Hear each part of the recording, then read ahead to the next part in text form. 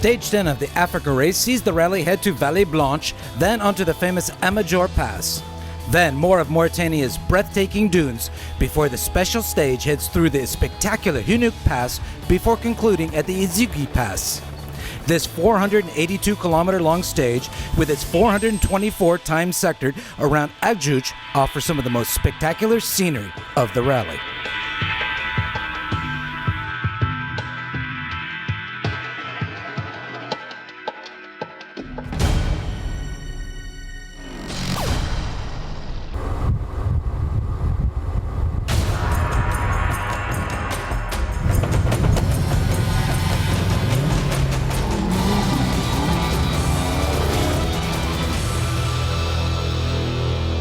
As you know by now, the AfricaEcoRace is the only rally raid in the world with a combined car-truck category.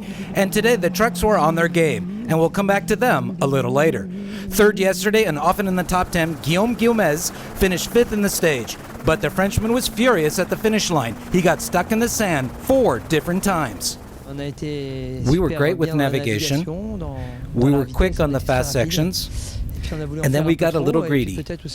And then we miscalculated the speed of the disinflation. We got caught out 2 or 3 times in the thick sand, and then once, which was my fault. I was too fast when going over a small dune. Overall, it's a shame. Loïc did a great job. He led the car where it needed to go, and sadly, I can't always be the other guy's fault. And today, I made a few mistakes. Earlier, we mentioned the trucks, and it was Tomasz Tomaszek dominating the Kamaz in his Tatra. He asked for the real desert stage, and he got what he wanted. The 3-time AER truck category winner picked up his first category best time of 2017, but he wants more. Yes, we need to be a front before the Kamaz, before the professional big team Kamaz. It is good because this is today we have a luck, super. We will see tomorrow, after tomorrow, and next year finish. We will see. Miroslav Zapatel is coming on strong in the final days of the rally. Yesterday he was second, and today he was third in his mighty Hummer. It was very hard for the Czech. A puncture cost him time. He finished with a time of 5 hours, 27 minutes, 12 seconds over the 420 kilometers through the sand and over the rocks. He finished 1 minute, 11 seconds behind Vladimir Vasilyev, who he flew by. The Russian in his Mini found his technique to be better getting through the dunes. When descending the dunes yesterday, he broke part of his front axle. Today he drove a clean stage to add to his overall lead. The idea now is to drive error-free to arrive at Lake Rose in first place.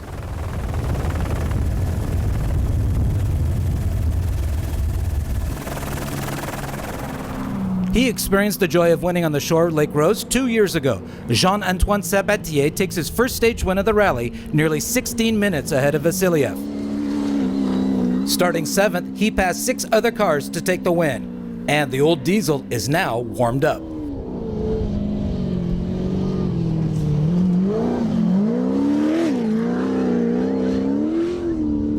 It ran really well. We got stuck, but nothing serious. We had a great time. The stage was magnificent. I think it was the most spectacular scenery. The wonderful range of dunes, canyons. It was really amazing. We attacked at the end of the stage to try to win it. And here are today's results, with Jean-Antoine Sabatier taking the win ahead of Vasilyev and Zaplatel. Tomaszek was first truck and 4th overall ahead of Gomez and Dominique Houssiot. Vasilyev now has a 2-hour, 8-minute lead in the general classification from new second place Zaplatel, who moves ahead of Houssiot. Gomez is still 4th ahead of Karganov and Zabatier.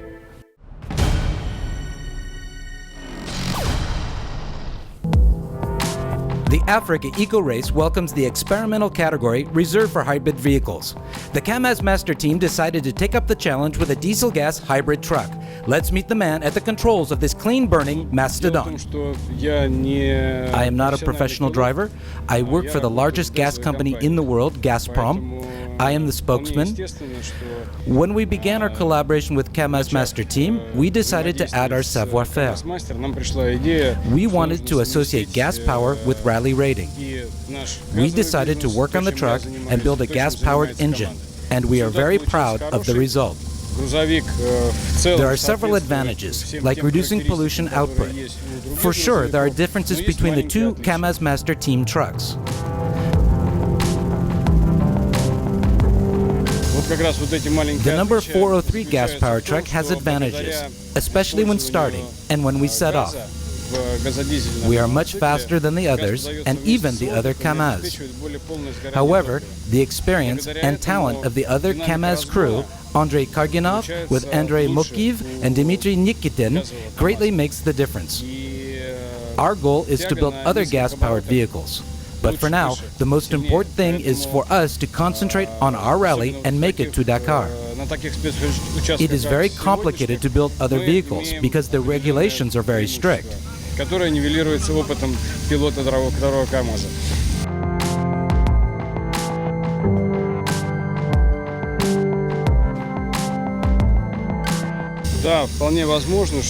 Now, it's not about improving our engine that is nearly as good as it's going to be, but build a brand new engine. We are waiting for the chance to progress and work on new gas-powered engines. This is our primary objective.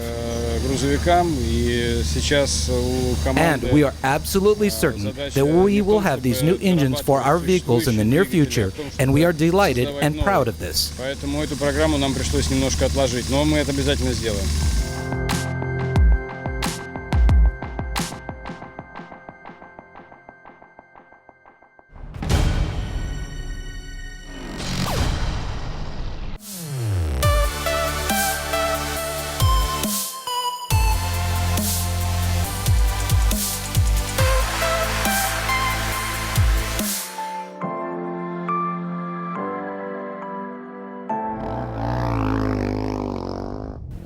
While it was a beautiful day, it was also a tough one for the bike category of Edition 9 of the AfricaEcoRace. All agreed at the arrival. They struggled, but also adored the superb and extraordinary scenery. While being the most photogenic, it was also one of the toughest. Stefano Poloni compared it to the Maldives, white sands, which was a little less tiring for the Italian than the dunes he rode well to finish fifth, best in the stage, and more than a quarter hour behind Martin Benko. It was also a difficult day for the Slovakian. The dunes were very thick and navigation was very complicated. But Benko remained consistent on his way to a second straight fourth best time on his KTM. He covered the 423-kilometer stage in 6 hours, 33 minutes, 27 seconds. It's a shame he broke his clutch the day before last because Paolo Cecchi would have still been in contention for the overall podium. Today, the Italian on his powerful but heavy Honda proved he can rival with the two leaders. He got stuck in the dunes several times. He had to pick up his bike numerous times, which sapped his energy. The valiant Italian finished third on the day to move up to seventh overall. As usual, you find the same two riders at the sharp end of the order. Pal Anders Ulvasetter got off to a slow start this morning. He then hoped Sella would make a few errors, which he did not. The Norwegian admits that the teenager is better than him in all the sectors. He's king of the stony roads, he's king of the navigation, he's king of the high speed, he's king of, I don't know, everything else. And he's doing it in an incredible way, because on some place we are, there are no roads. It's in the road book, but he always finds the roads without looking around, but it's back. Tonight we can say a star is born. Remember his name and his face. He'll be one to watch for years to come. Another stage win for Gev Sella, to the pride of his delighted dad. Today, the Israeli rode with Pal Anders, for whom he has learned a lot during the rally.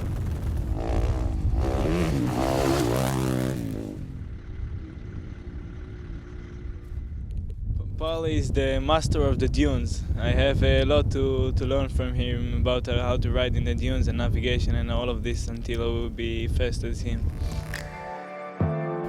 And here's a look at today's results, with the fifth victory for Sella ahead of Ulvasetter, Cecchi, Benko, Piloni, and Zatko. In the general classification, Gev Sella pushes his lead from Ulvasetter to 54 minutes 33 seconds. Benko is still third ahead of Zatko and Piloni. And the image of the day comes thanks to the slow-motion camera action of Portugal's Alexander Assenreich. And that will do it for today. Tomorrow, the 11th and penultimate stage that will take place on Friday the 13th. For some, it's a day of chance. For others, not so much. 2/3 of the stage will run on sand-covered tracks between the dunes. In all, 208 kilometers of special stage between Agjut and Fimlet. Then another 338 kilometers of liaison to reach the bivouac in Saint Louis in Senegal. And as usual, we will leave you with the best images of the day. And be sure to join us tomorrow when the 2017 Africa Eco Race says goodbye to Mauritania and hello to Senegal.